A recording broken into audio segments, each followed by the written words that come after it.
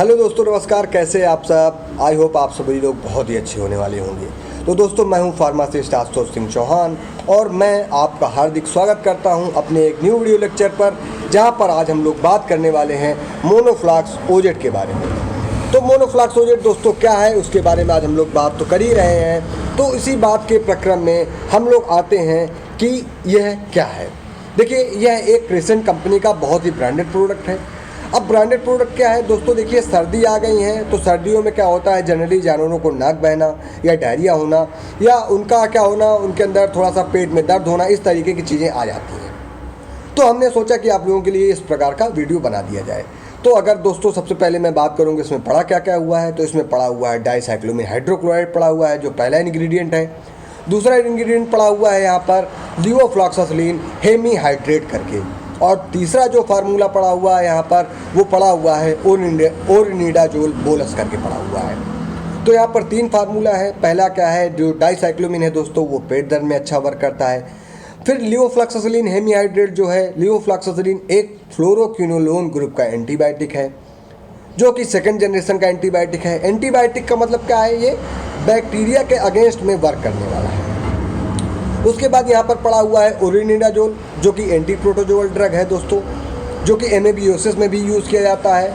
तो इस प्रकार, या इंटेस्टाइनल इन्फेक्शन पर भी यूज़ किया जाता है। तो इस प्रकार के आज हम लोग प्रोडक्ट को लेकर के यहाँ पर आए हैं। तो दोस्तों, इसका जो नाम है मोनोफ्लॉक्स ओजेट करके है। अगर इसके प्रिस्क्रिप्शन नेम की बात करें हम लोग, तो इसका जो प्रिस्क्रिप्शन नेम है MONOFLOX मोनोफ्लॉक्स, और फिर उसके बाद ओजेट अलग से हो जाता है। तो ये क्या है, ये RX प्रोडक्ट है। मतलब RX प्रोडक्ट का मतलब क्या हुआ है, देखिए यहाँ पर RX लिखा हुआ है। RX प्रोडक्ट का मतलब क्या होता है, यह एक प्रिस्क्रिप्शन बेस्ड प्रोडक्ट है। मतलब इसका जो प्रिस्क्रिप्शन है, यह हम लोग कहें, जब इसको आप लोग लेने जाएंगे तो यह आपको डॉक्टरों की सलाह अनुसार या डॉक्टरों के प्रिस्क्रिप्शन पर या डॉक्टरों के लिखने के बाद ही आपको ये प्रोडक्ट मिलेगा। ये प्रोडक्ट इतना इम्पोर्टेंट दोस्तों क्यों है? क्योंकि यह प्रोडक्ट बहुत ही ब्रांडेड है और इस समय के लिए बहुत ही अच्छा प्रोडक्ट है। देखते होंगे, जैसा कि दोस्तों आप लोग देखते होंगे कि जैसा ये सर्दी का समय चल रहा है, मकर संक्रांति है आज, तो मैं आपको इस अवसर पर बहुत बहुत बधाई देता हूँ कि आप सभी लोगों को मकर संक्रांति अच्छे से जाए, आप लोग अच्छे से उसका एंजॉय करें, आप लोग अच्छे से पतंग उड़ाएं। मगर उसी बीच में आपको अपने पशुओं का भी ध्यान रखना है।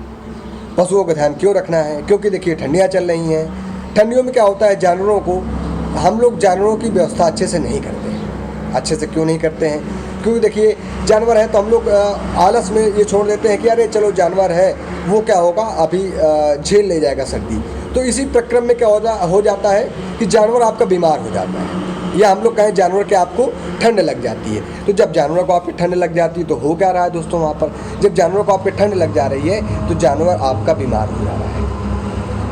ठंड लगने में हम लोग जैसे मनुष्य हैं, तो हम लोग ह्यूमन हैं, तो हम लोग क्या जानते हैं, जब ठंड लगती है तो जनरली क्या होता है, पेट दर्द हो जाता है। जब पेट दर्द हो जाता है तो वहाँ पर क्या होता है, हम लोगों को भूख नहीं लगती है। कभी कभी क्या हो जाता है, ज़्यादा ठंड लग जाने के कारण हम लोगों को डायरिया हो जाता है। उसी प्रकार जानवरों को भी डायरिया हो जाता है। तो जब जानवरों को डायरिया हो जाता है, दस्त हो जाता है, अब ठंड तो वहाँ चल ही रही है, तो ठंड के बाद अगर डायरिया लग जा रहा है तो जानवर की जो इम्यूनिटी है वो क्या हो जाती है, कंप्रोमाइज़ हो जाती है। जब जानवरों की इम्यूनिटी कंप्रोमाइज़ हो जाएगी, मतलब जो इम्यूनिटी उनकी है वो संकुचित हो जाएगी। क्यों? क्योंकि उनको ठंड से बचने के लिए भी जो इम्यूनिटी है वो वहाँ पर खर्च करनी पड़ेगी। तो जो डायरिया है वो हो जाता है। अब वह डायरिया चाहे ठंड लगने की वजह से हुआ हो, चाहे बैक्टीरियल इन्फेक्शन की वजह से हुआ हो, चाहे हम लोग कहें पेट दर्द की वजह से हुआ हो, चाहे रूमिनेंट एसिडोसिस की वजह से हुआ हो, या हम लोग कहें कहीं पर प्रोटोजोअल इन्फेक्शन हो गया है, चाहे उसकी वजह से हुआ हो, तो इन वजहों से भी क्या हो जाता है, डायरिया हो जाता है। मेनली जो डायरिया होता है वह इस समय जो सर्दी का जो डायरिया होता है वो सर्द लगने की वजह से हो जाता है।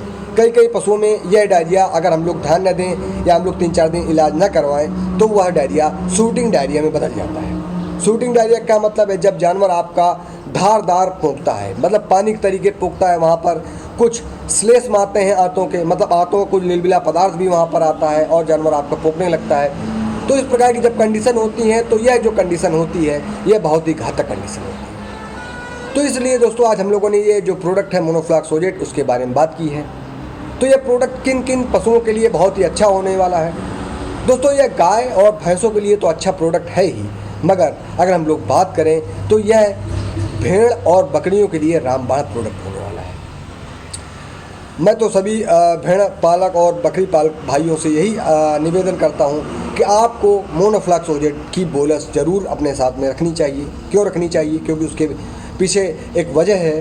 क्योंकि क्या होता है, बकरियों में या हम लोग भेड़ों में बात करें तो पीपीआर नामक एक बीमारी बहुत ज़्यादा होती है।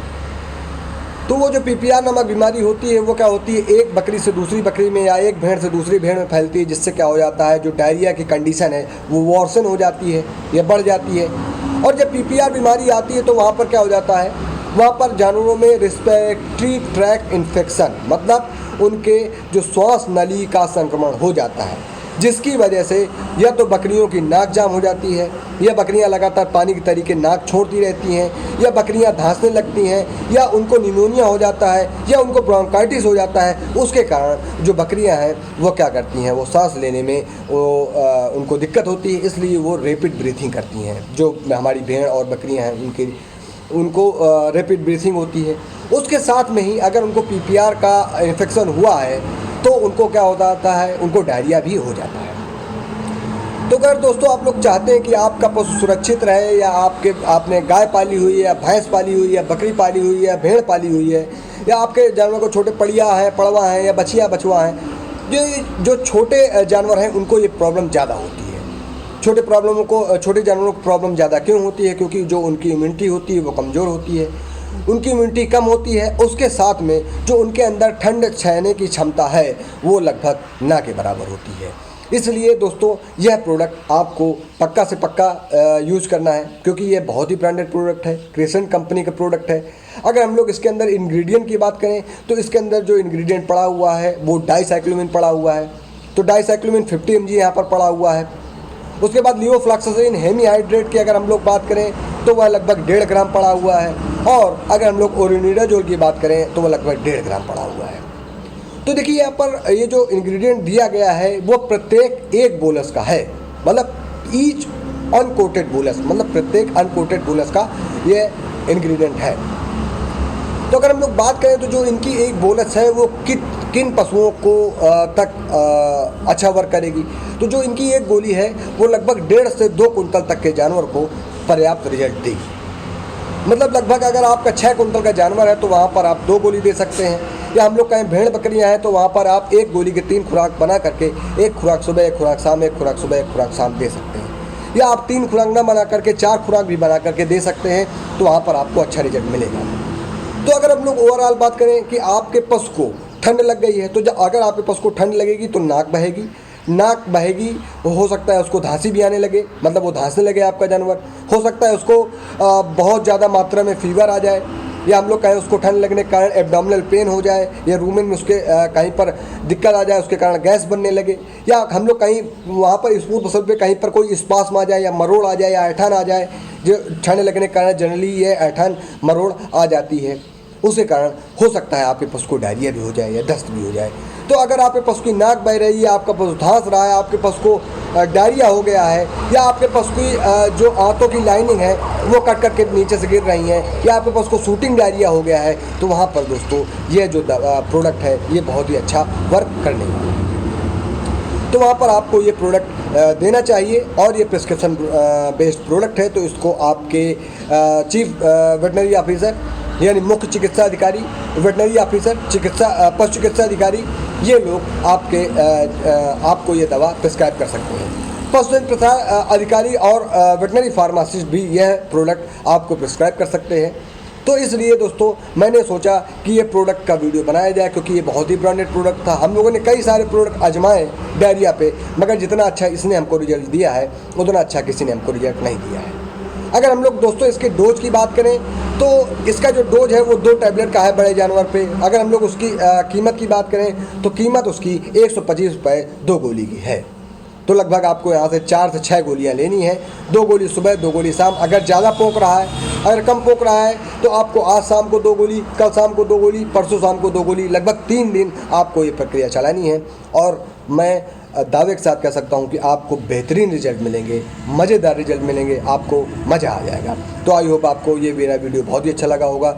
आपका हार्दिक आभार, बहुत बहुत धन्यवाद, नमस्कार।